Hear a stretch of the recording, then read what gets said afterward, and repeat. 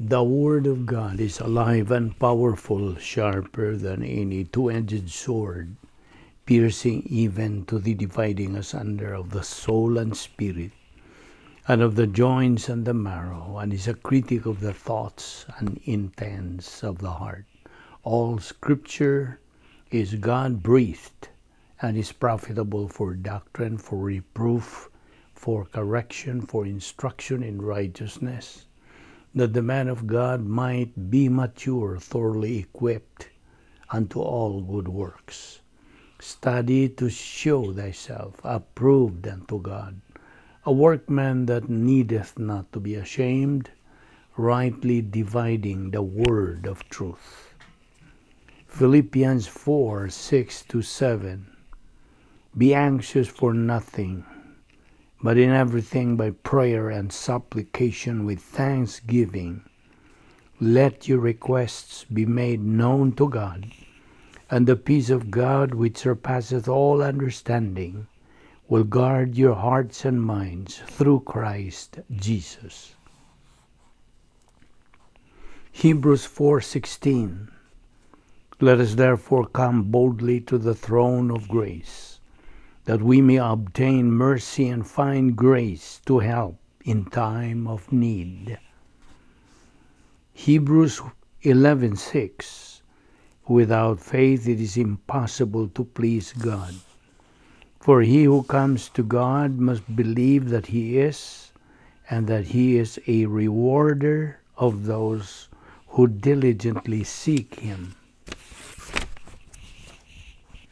James 5:16-18. Confess your trespasses to one another and pray for one another, that you may be healed. The effective, fervent prayer of a righteous man avails much. Elijah was a man with a nature like ours, and he prayed earnestly that it would not rain, and it did not rain on the land for 3 years and 6 months. And he prayed again, and the heaven gave rain, and the earth produced its fruit. Mark 1:35. Now in the morning, having risen a long while before daylight, he went out and departed to a solitary place, and there he prayed. Psalm 141, 1-2. Lord, I cry out to you, make haste to me. Give ear to my voice when I cry out to you. Let my prayer be set before you as incense, the lifting up of my hands as the evening sacrifice. Before we start our Bible study today, gikinahanglan ang atong pagsusi sa atong kalag. Gikinahanglan nga atong hinganlan, atong admitihan, atong angkunon nga nakabuhat kita sa mga sala nining adlaw kun nakabuhat kita. O unsang matang sa sala baso na huna, sala sa dila, sala sa buhat. Kini mahimo lamang babag sa atong pagabuhatong pagtuon sa pulong sa Dios. Busa, use the principle of 1 John 1:9, which says in English, if we confess our sins, God is faithful and just to forgive us our sins and to cleanse us from all unrighteousness. But for you, unbeliever, the issue you are facing is not confession of sins. It is faith alone in Christ alone. Kamo lamang ang bugtong paging ikaw maluwas. Wala na lain. Kana ang hingpit nga pagi nga gisangkap sa Dios. Tumuo ka kang Ginoong Hesus ug ikaw maluwas. Mga Buhat, Kapitulo 16, versikulo 31. Wala laing manluluwas si Ginoong Hesukristo ra. Ang Acts 4:12 nagaingon, neither is there salvation on any other under heaven given among men whereby we must be saved. Busa, tumuo ka kang Ginoong Hesus ug ikaw maluwas. Magampo ta.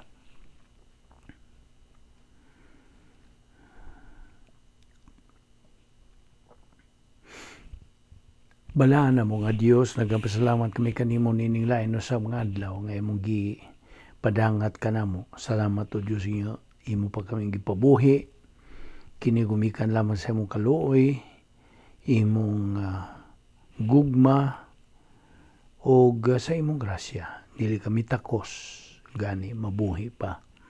Apan ang imong plano nagalihok pa man, plano alang sa among kinabuhi, uban ni kami ning adlaw. Sa among pagpadayon, sa pagtuon sa imong pulong, pinagis pagtudlo ka namo sa balaang Espiritu Santo nga mao lamang ang bugtong magtutudlo sa kamatuoran. Kining tanan, among gipasalamatan sa ngalan ni Ginoong Jesucristo. Amen.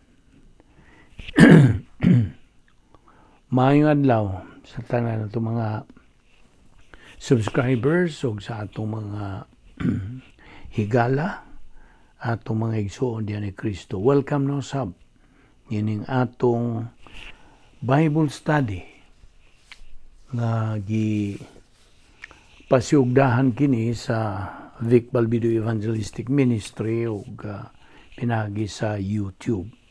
Grasya kining atong gipahimuslan. Okay. Ang atong excuse me pagasgutan ni adlaw mao kining giuluhan kini karon og God and suffering.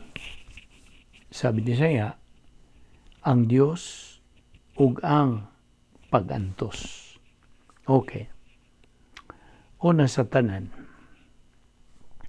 kung gugma man ang Dios, how can He allow evil and suffering nining kalibutan na ato ning pangutana kay daghan ra bagyud sa mga katawhan karon mangutana niini.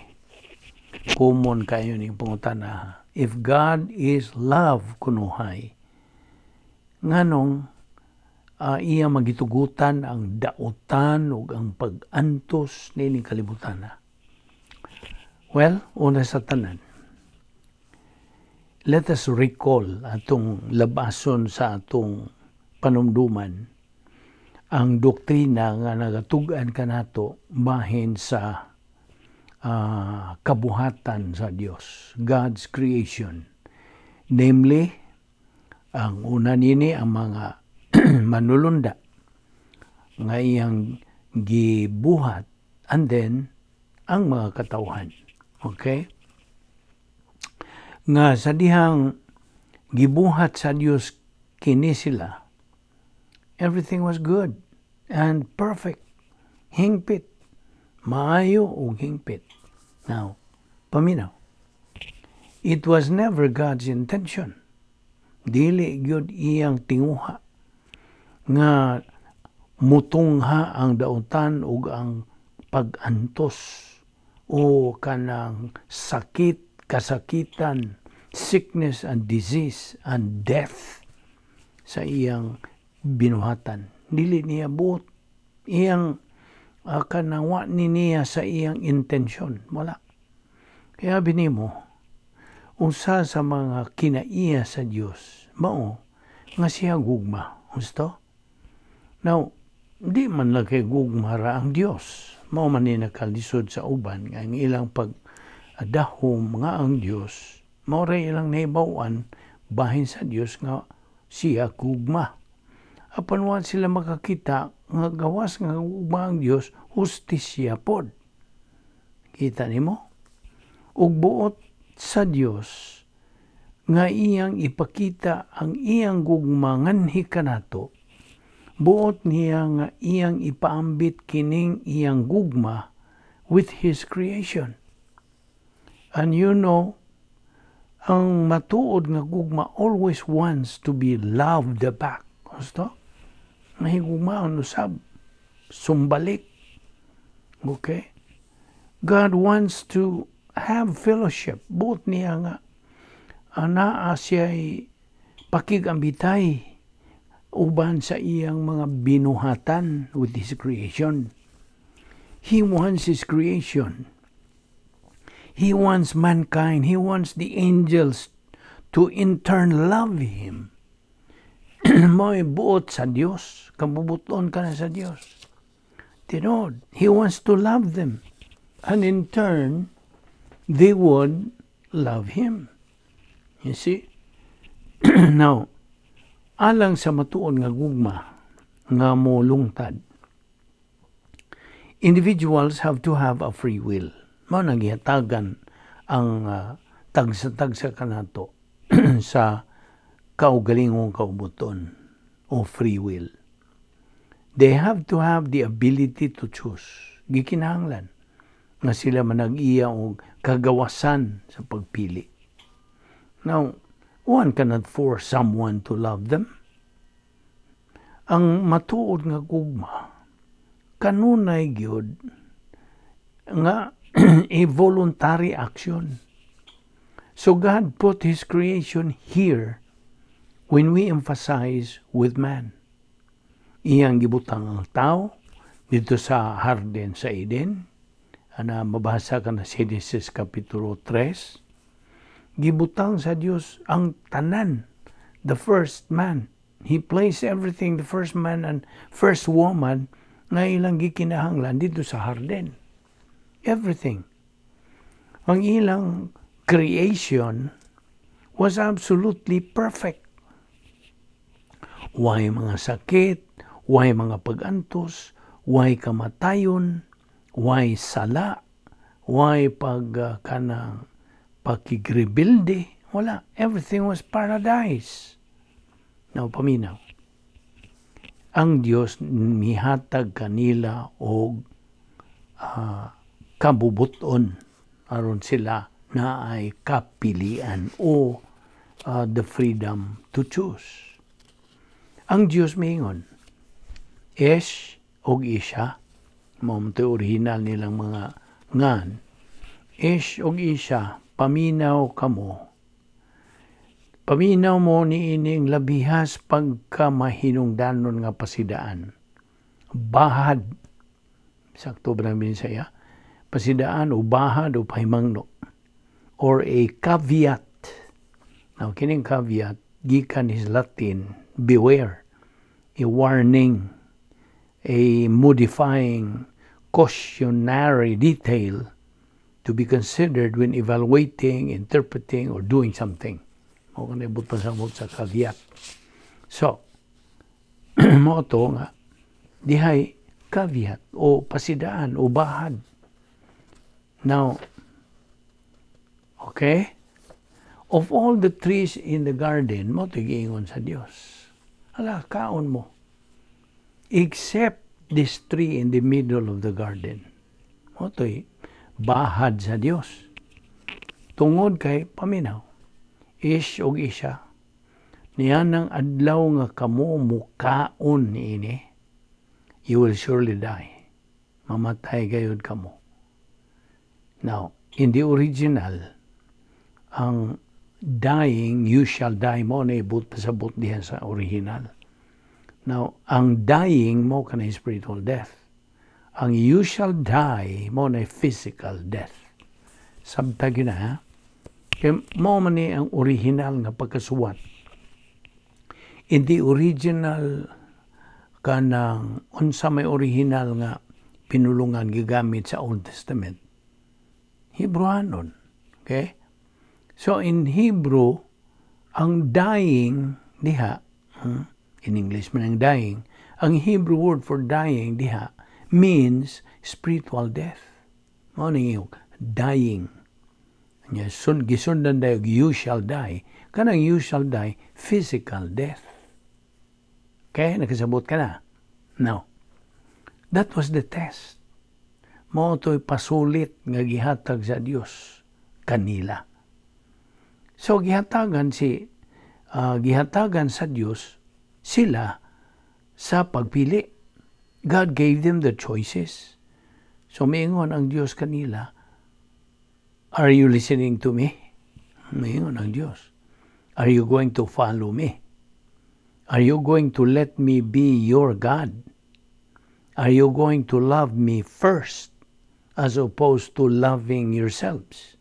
Mo to'y pahimang no sa Diyos kanila. You see, as we know, diha sa Genesis Kapitulo 3, nga ang unang laki o unang bayi, mipili man sila sa pagrebilde batok sa Diyos, sa pagsupil, and to sin against God.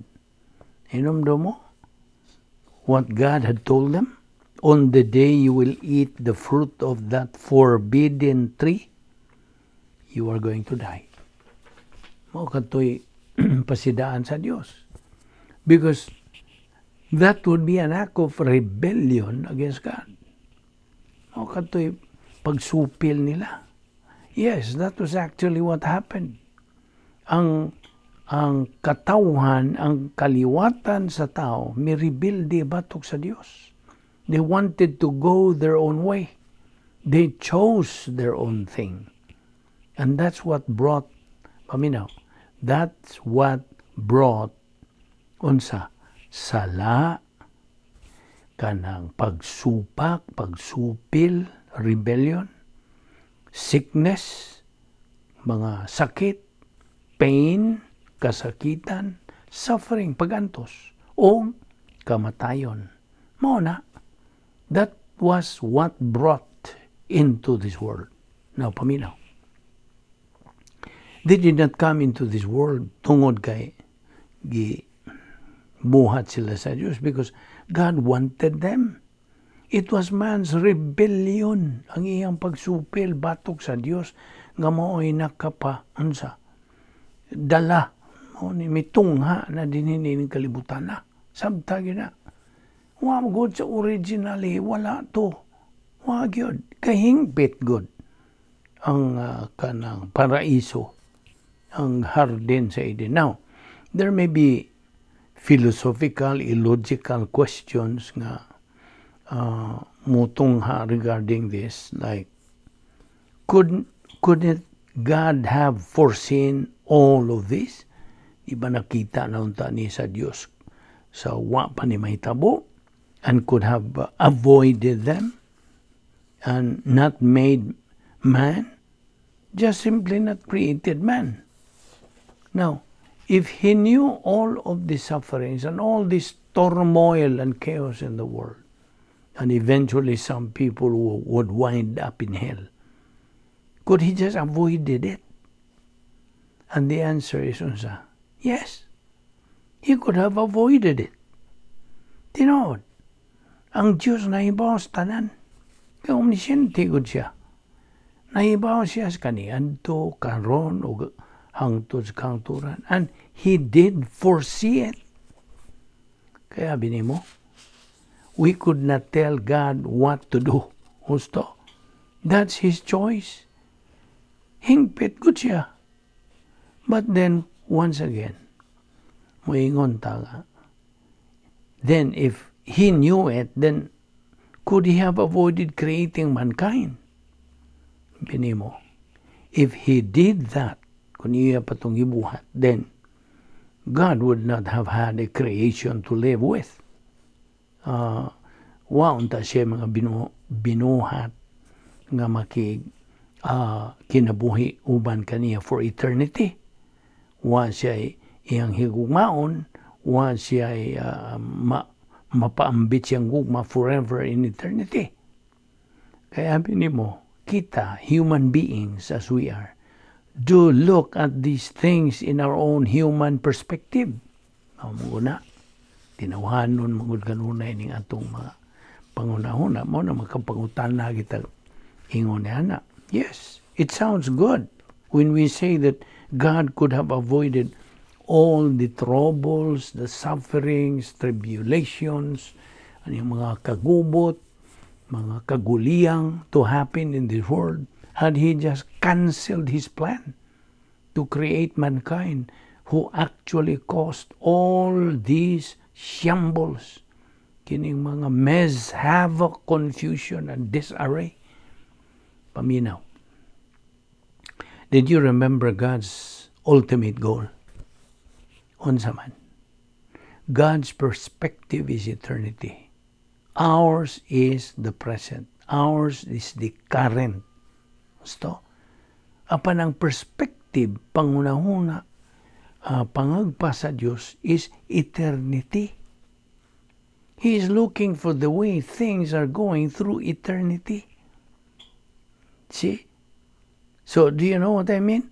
Nagkasabot ka ba? That God looks for the way things are going through eternity. That's much bigger, larger picture. Basta? Kaya binimo ang Diyos, buot siya og pakig-ambitay sa iyang mga binuhat, iyang creation hangtod sa eternidad. He wants to share and love them. Muna'y kabubuton sa Diyos. Well, ato kintang tanawon kini sa tinawhanon, ehemplo din we can compare this by looking at our human parents.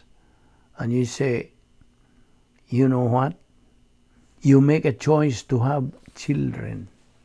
Now, is there not a possibility that your child could cause you great heartache? Could cause you great pain and suffering? Na ba'y posibilidad?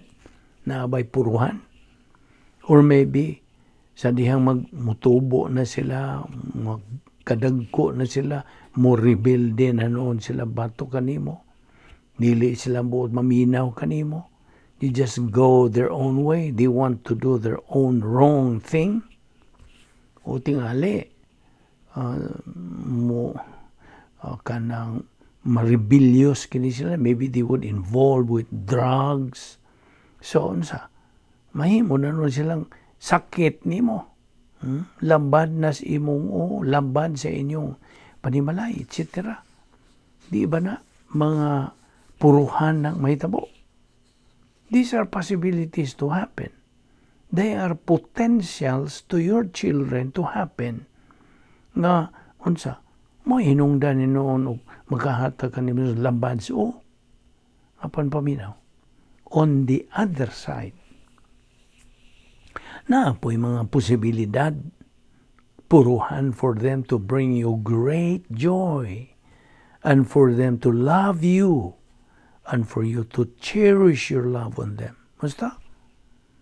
And you put those two things together, anatay mga anak. Now, everybody thought the other way. Nagdahom sa sukwahi. Then, the human race would become extinct. Na lang unta mutungha ang kaliwatas tao. Di ba? Now, well, it's somewhat the same with God. Puparihara na. Ngadto sa Diyos, atong ikumparar ngadto sa Diyos. He knows that there are some things that happen. Nahibaw siya that there's going to be pain and suffering apan. Nahibaw po siya nga kung kining mga butanga are set and done, there's going to be multitude of people who would love Him that He loves. And they love Him. And He's going to spend eternity in heaven with them. Kauban sila sa dito sa eternidad, uban kaniya. Loving them and sharing His love with them. And having them love Him and praise Him. Kasabot ka? So we can put it on that level o atong sabton nga ang Diyos may buhat kanila o may decision like this one nga itong gisgutan. Na ba yung uban po tuod nga moingon nga if God knows the future and many would reject Him, then why did He create them? Now, po ubang mga tao moingon nga naalagi impyerno. Okay. Nabagyo impyerno. Ngutan na tingaling uban. Yes, absolutely there is. And it is a terrible, horrible place to be. Kinapaitan, makalilisang, makuyaw, kulba kayo ka ng dapita. Kaya binimo, na ubang mga tao, nga moadto dito. Yes, some people are going there. And God perfectly knows all this. Hingpit yung pagkasayod sa Diyos nining tanan. And so, there are some nga moingon kung nahibaw na ang Diyos nga there are people who are going to this place gitawag og impyerno, then ngano pa man gibuhat pa man ni sila sa Diyos. Now once again ato ning klaruhon sa diha nga ang Diyos mibuhat sa kanang linaw sa kalayo impyerno, wa niya tubuhata alang sa tao. Ilhag na. It was intended not for man but for Satan and his angels, ang mga demonyo. Mabasa nato sa Mateo 25:41 na nagaingon, then he will say to those on his left, depart from me, ye cursed, into the eternal fire that has been prepared for the devil and his angels. Nabay nagsulti diyan, nabay ingon nga para las tao. O midugang pag-ius Mateos pag-ingon nga, when Christ comes back, inigbalik na ni Ginoong Kristo, iyang kanang lahion, he's going to separate the sheep from the goats. Iyang buwagon ang mga karniro gikan sa mga kanding. Siya miingon, he's going to put others on the right and the others, he is going to cast them into the hell fire. Nga giandam alang sa sa yawa o sa iyang mga demonyo. Again, that's in Matthew 25:41. God never created hell for the purpose of putting man there. Dili na para sa tao. That was intended for the angels that rebelled batok sa Dios. The fallen angels, nangalaglag ng mga manulunda. 1/3 good. 1/3 of the angels who followed Lucifer, who is now Satan. Kining maong nangalaglag ng mga anghel are now called mga demonyo. Mga demonyo ni sila. Paminaw, ang tao, himo man siya o pagpili, he made a choice to go to hell. Iya man ang tinuyuan nga mo adto mo nang may mangutanan nimo nga naman kung naamay mo adto sa impyerno. So itubag nimo. Ilang tinuyuan nga mo adto. Dili na tinuyuan sa Dios. Dili na tinuyuan ni kinsa. Ilang tinuyuan. That is their decision to go there. So, kung ang tao therefore winds up there, it's not that God wants them to go there. Dili. It's not that God tells them to go there. Dili. Iyaha sa tao nga muadto dito. Iyang kabubuton iyang gigamit, tinuyuan sa iyang buot. Remember, God loves us. Ang Diyos nahigugma kanato. Buot siya nga anaay pakigambitay kanato forever in heaven. Mao ni kabubuton sa Diyos. However, since man rebelled against God, then, kung sa may resulta, ang resulta niya itong iyang pagrebelde, mao itong sala, pain, suffering, evil, sickness, disease, chaos, turmoil, war, and death. Namo na. Dili iya hato sa Diyos, ha? Dili niya buot ka na. Mao na nga. Unsa ka may nungdanon gayon ng doktrina nga itong ipangtunan. Ilabi na kining doktrina sa the law of volitional responsibility. At ko ning gihubad sa Binisaya, balaod kini sa tulubagon sa kabubuton. Mao ba? Sakto ba ng pagkabinisaya? the law of volitional responsibility.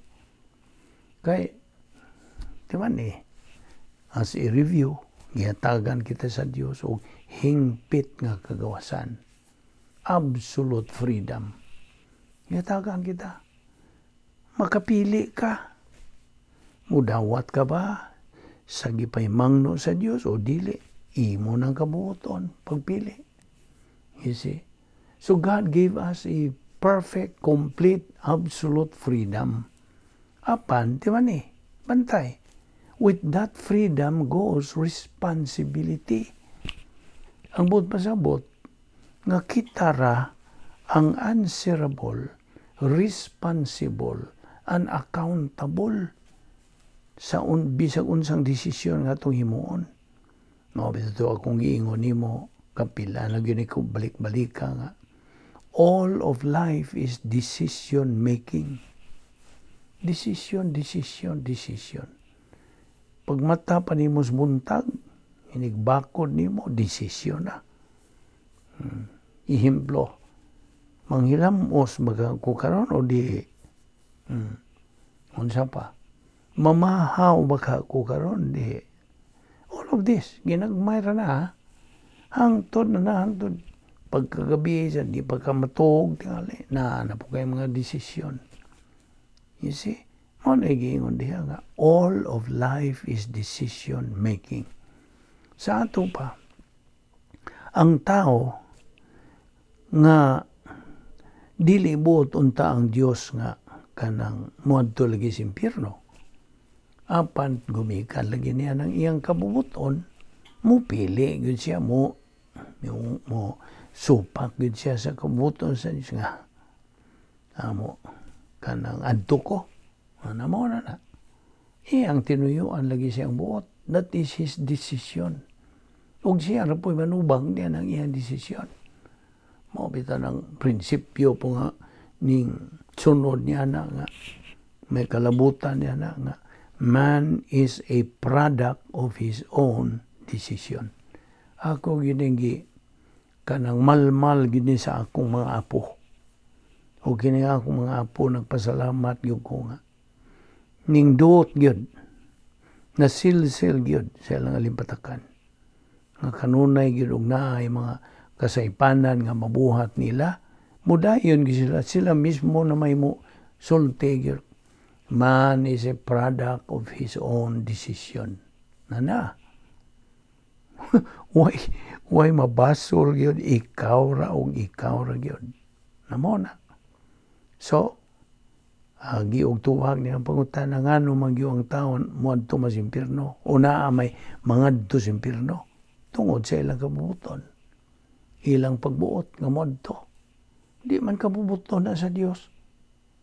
Of course, ang impierno bahin kini part na sa plano sa Dios. Plano sa Dios. Plano ni sa Dios nga para sa ni kanang Satanas ug mga demonyo. Dili para sa tao. Plano na sa Dios. Apan dili kabubuton sa Dios nga ang tao moadto. Yan ang impierno. Sabot? Namo na. Ato nigi tuki din bahina kay may nungdanon kayo ni. May kalabutan kini sa atong pagkakristohanon. Mao na nga atong giuluhan kini ang Dios ug ang pagantos. So, gitubag na pangutana nga if God is love, how can He allow evil and suffering in this world? Nakita nimo nga way labot ang Dios nga nahitabo ning nang gawas na ning tanang mga kaguliyang, mga kagubot, mga unsay ining kalibutan na. Our world is in total mess. Our country, labi na din sa Amerika, our country is in a big mess. Naas kagubot, dakong kagubot, kaguliyang. So, mao nang gikinahanglan ni ining panahon na ang pag-usab na sa mga pagtagad sa mga katawan, but pasabot, to flip, to switch, gikan sa pagka-negatibo ngadto sa pagka-positibo. See? We need very badly kini mga butanga. And, of course, with prayers, kay niining very troubled nation na karon. So, it's very confusing. Nara na, depende na sa imong pagtanaw nini. Apan, timan ni, nga ang Diyos siya sa kahapsay, kalinaw, pagpahiluna. God is a God of order, not of disorder. Hinumdumi gina nga ang Diyos buot siya sa relasyon ngadto sa iyang mga binuhat. His creation. So mo na, gihatagan ang binuhat sa Diyos o kabubuton. Which means, nga ang tao, ito ni hisgutan ng tao, the human, mankind, gihatagan siyang oportunidad sa pagdawat kaniya o pagsalikway kaniya. Kanang tuman sa mando niya o dili. To obey Him or ignore Him. Nabahin ka na sa kabubuton. That's part sa iyang gugma sa tao. Kasabot ka? Di ba ni? Duha ka mga hinungdan ng mga kinaya sa Diyos. Gugma o hustisya. Mauna.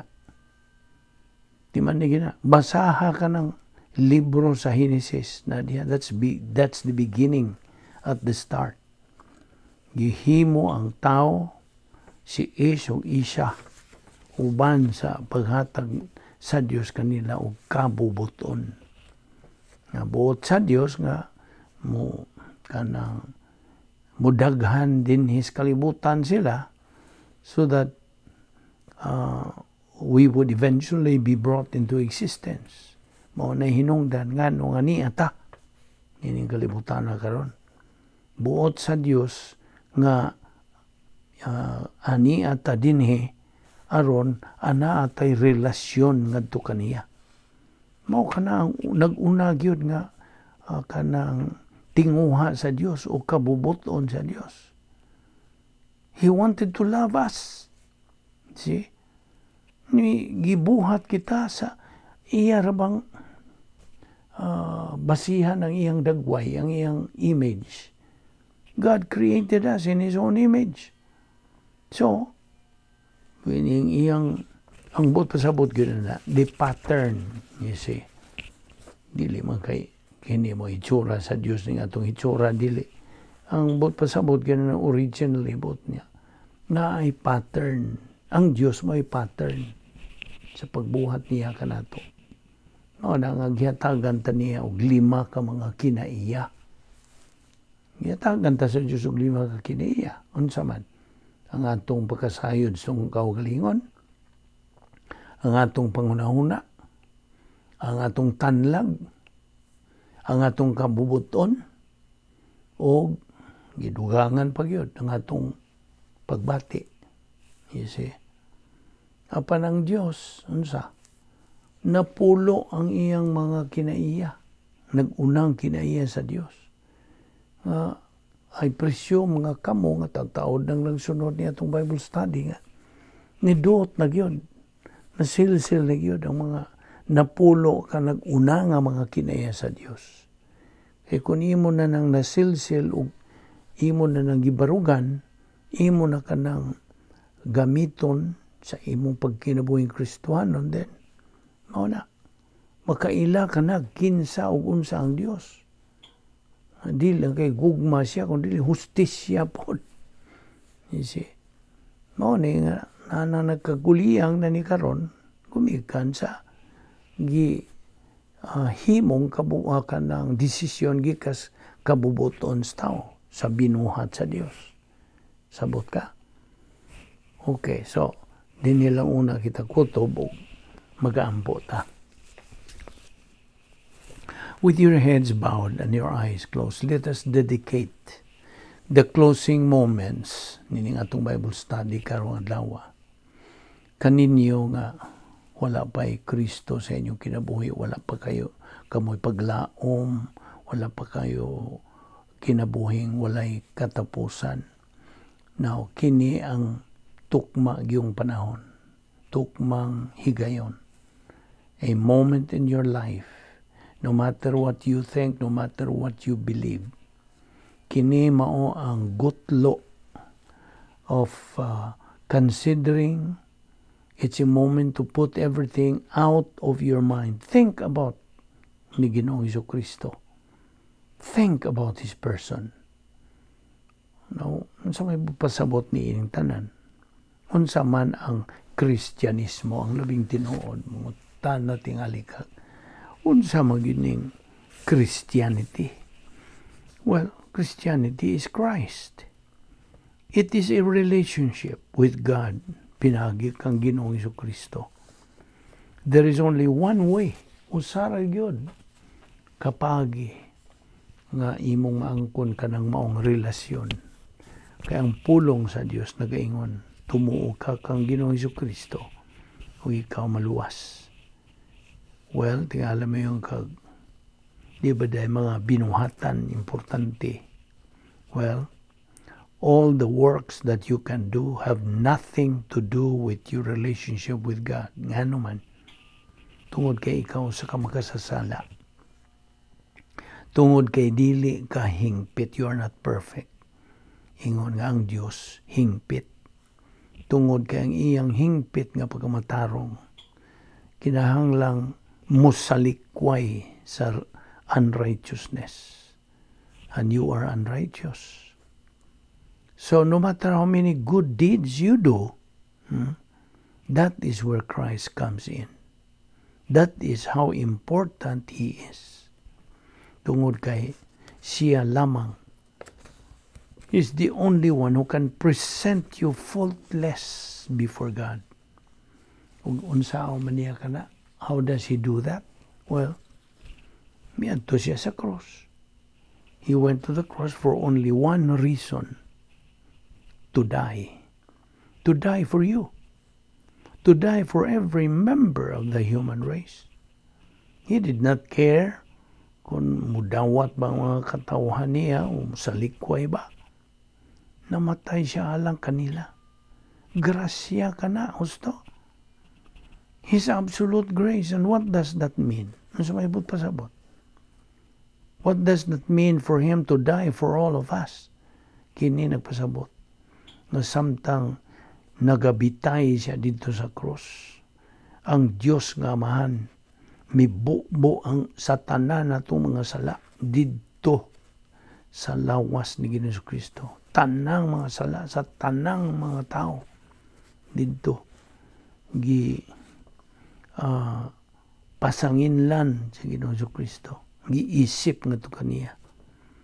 O iyang gidawat kadtong tanan nga mga sala upon Himself. He took all of your sins upon Himself, and when He did that, sa tiyang ibuhat niya kanto, He paid the penalty, iyang gibayran ang atong utang, ang atong tanang sala sa tanang tao. Iyang gibayran. He paid the penalty demanded by God for sin. So, ang sala, sin is spiritual death. Ang sabot sa spiritual death, pagkahimulag sa tao sa hingpit, gikan sa Dios. Hingpit ang iyang pagkahimulag. The Lord Jesus Christ died a substitutionary spiritual death. Siya ay mipuli sa atong dapit. Kaya kita mangudun tayo lansang dito sa cross. So that karon di na kinahanglan buhaton ka na, we don't have to. Hence, sa dihang ang balang kasulatan nagaingon, God so loved the world that He gave His only begotten Son, that whosoever believeth in Him shall not perish, but have eternal life. Mao na nga tuuhi si Ginoong Jesucristo ug ikaw maluwas. Magampo ta. We thank you, Heavenly Father, for that so great salvation through your only begotten Son, the Lord Jesus Christ. May God the Holy Spirit challenge us to execute the unique spiritual life, just so we can attain the capacity stage in the glorification of you. All this we ask in Jesus Christ. Amen.